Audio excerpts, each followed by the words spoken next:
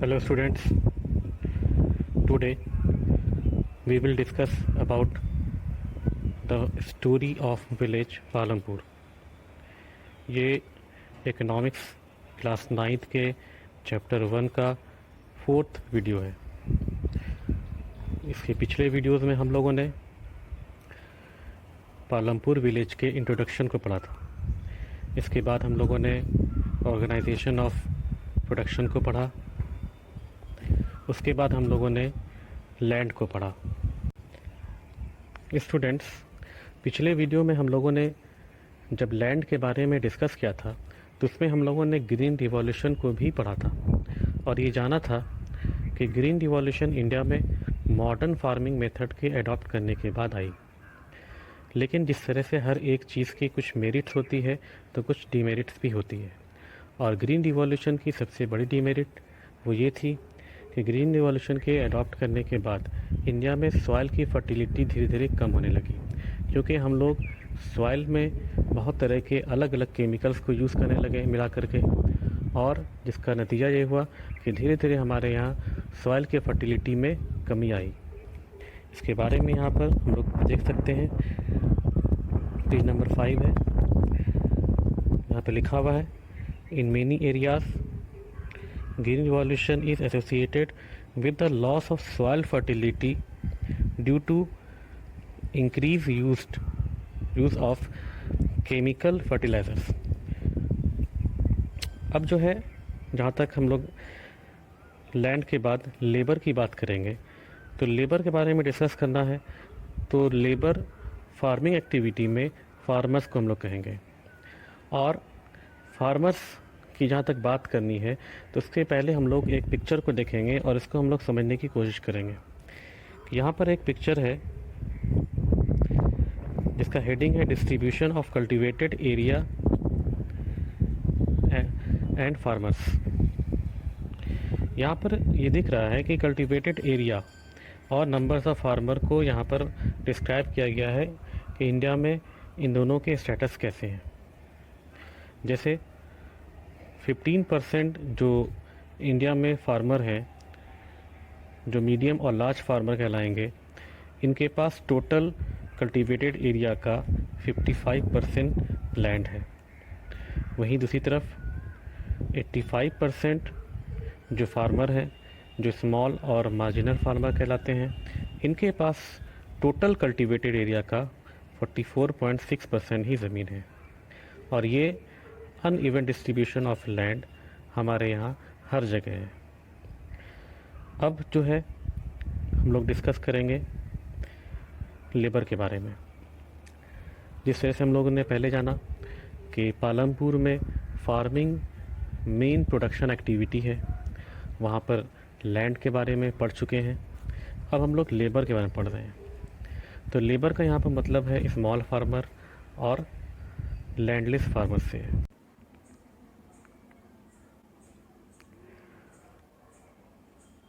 जहाँ तक फार्मर की बात है तो एक विलेज में जनरली 4 कैटेगरी के फार्मर्स होते हैं: large farmer, medium farmer, small farmer और लैंडलेस फार्मर।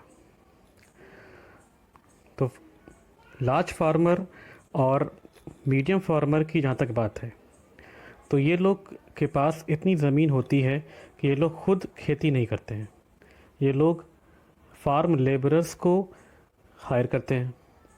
अब फार्म लेबरर्स कौन होते हैं? तो इनमें 2 लोग आते हैं, या एक होते हैं लैंडलेस फार्मर और दूसरे होते हैं स्मॉल फार्मर्स। अब जहाँ तक इनके वेजेस की बात है तो वेजेस यानी कि मजदूरी, तो वेजेस के देने का अलग अलग तरीका है। कुछ फार्मर कैश लेते हैं, कुछ को क्रॉप दिया जाता है और कुछ लोगों को मील भी मिलता है यानी खाना। तो ये वेज का कोई सर्टेन फिक्स रेट नहीं है क्या उनको मिलेगा। ये डिपेंड करता है रीजन टू रीजन, और साथ ही साथ ये वेरी भी करता है क्रॉप टू क्रॉप। कुछ फार्मर कैश दे देते हैं, कुछ क्रॉप दे देते हैं और कुछ फार्मर खाना खिला देते हैं। अब बात करेंगे हम लोग ड्यूरेशन ऑफ एम्प्लॉयमेंट की। तो पालमपुर जैसे विलेज में या इंडिया में किसी भी विलेज में जो वर्कर्स होते हैं, लैंडलेस फार्मर या स्मॉल फार्मर, इनको सालों भर काम नहीं मिलता है, क्योंकि जो बिग फार्मर होते हैं इनके पास बहुत से मॉडर्न टेक्निक आ गई है, बहुत सी मशीन आ गई है, जिसकी वजह से इन्हें फार्मर की जो मज़दूरों की ज़रूरत बहुत कम पड़ती है। ऑलमोस्ट एक साल में 6 मंथ या 5 मंथ ही इनको काम मिलता है। तो इनको जो काम मिलता है तो इनको जो वेज दिया जाता है वो डेली बेसिस पर होता है। डेली बेसिस पे कभी उनको काम मिलता भी है और कभी नहीं भी मिलता है। जहाँ तक वेजेस की बात है तो 2017 के डाटा के अकॉर्डिंग गवर्नमेंट ने 2017 में 300 रुपीज़ फिक्स किया था मिनिमम वेज, लेकिन जनरली हर विलेज में किसी भी फार्मर को इतना पैसा नहीं मिलता है। इसकी वजह है कि जितने फार्मर अवेलेबल है मार्केट में काम करने के लिए, उससे कहीं कम काम है मार्केट में, यानी सप्लाई ज़्यादा है और डिमांड कम है। ऐसा इसलिए है क्योंकि ज़्यादातर जो लार्ज और मीडियम फार्मर हैं उनके पास मशीन अवेलेबल है, तो वो लोग काम के लिए मशीन का ज़्यादा यूज़ करते हैं। अब यहाँ पर वेजेस की यहाँ तक बात है तो वेजेस तो फिक्स गवर्नमेंट ने कर दिया 300, लेकिन ऐसा कोई नहीं दे रहा है। तो ये कंडीशन को अगर हम लोग इंडिया के कंटेक्स्ट में देखेंगे तो ये लगभग हर जगह ऐसा ही है। किसी भी विलेज में हम जाएंगे तो वहाँ पर फार्म लेबरर्स की हालत ऐसी ही है, जो उनके लिए एक रकम तय की गई है मज़दूरी की, वो उनको नहीं मिलती है, क्योंकि कम पैसे में मज़दूरी करने के लिए बहुत लोग मिल जाते हैं और इसका फ़ायदा उठाते हैं जो लोग इनसे काम करवाते हैं। तो इस तरह से हम लोगों ने फैक्टर्स ऑफ प्रोडक्शन में लैंड पढ़ चुके हैं और लेबर पढ़ लिया। Now the next factor of production, that is capital.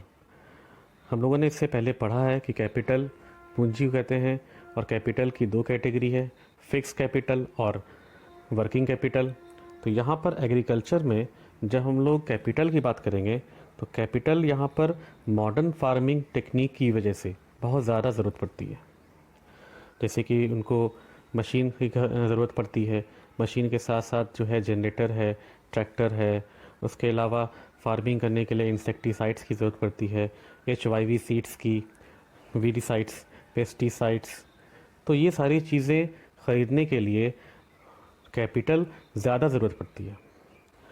तो जहाँ तक हम लोग फार्मर की बात करेंगे तो 4 तरह के फार्मर हैं, लार्ज और मीडियम फार्मर। तो लार्ज और मीडियम फार्मर और उसके बाद है स्मॉल और लैंडलेस। तो स्मॉल और लैंडलेस फार्मर की बात करेंगे तो स्मॉल फार्मर के पास पैसे तो मिलते नहीं हैं, उनके पास ज़्यादा होते नहीं हैं और उनके पास बैंक बैलेंस भी नहीं है, बैंक अकाउंट भी बहुत लोगों के पास नहीं होती है। तो इन्हें जब फसल लगानी होती है या किसी और तरह की ज़रूरत पड़ती है तो इन्हें बैंक से लोन नहीं मिलता है। बैंक से लोन नहीं मिलता है तो ये लोग कहाँ जाते हैं? तो ये लोग informal sources of loan, informal source का सबसे बेस्ट एग्जांपल है लार्ज फार्मर। ये लोग कर्ज़ के तौर पर लार्ज फार्मर से पैसा ले लेते हैं, या नहीं तो मनी लेंडर से पैसा ले लेते हैं या ट्रेडर्स से। हालांकि जो इंटरेस्ट रेट होता है वो बहुत हाई होता है, इसके बाद भी इनके पास कोई ऑप्शन नहीं होता है, इसलिए ये लोग इनसे जा कर के लोन ले लेते हैं। और कभी कभी कर्ज़ को अदा करने में बहुत प्रॉब्लम होती है, क्रॉप फेल हो जाता है, तो इनको पैसा अदा करना बहुत बड़ा इनके लिए एक बर्डन हो जाता है। जहाँ तक लार्ज फार्मर की बात है तो लार्ज फार्मर और मीडियम फार्मर, इनको रकम अदा करना, इनके लिए कैपिटल का इकट्ठा करना बहुत आसान है, क्योंकि इनके पास ज़मीन ज़्यादा है, प्रोडक्शन ज़्यादा होता है, तो इनके पास सेविंग भी है, तो इन्हें किसी तरह की प्रॉब्लम नहीं है। अब तक हम लोगों ने फैक्टर्स ऑफ प्रोडक्शन में तीनों फैक्टर्स को पढ़ लिया है, लैंड को पढ़ा है, लेबर को पढ़ा है और उसके बाद कैपिटल को। और फार्मिंग के अंदर में ये तीनों अलग अलग जो फैक्टर्स ऑफ प्रोडक्शन हैं, इसके बारे में भी हम लोगों ने डिटेल से पढ़ा। रही बात ह्यूमन कैपिटल की, तो ह्यूमन कैपिटल का के बारे में हम लोगों को नेक्स्ट चैप्टर में पढ़ना है, वो पूरा एक चैप्टर ही इनके लिए है।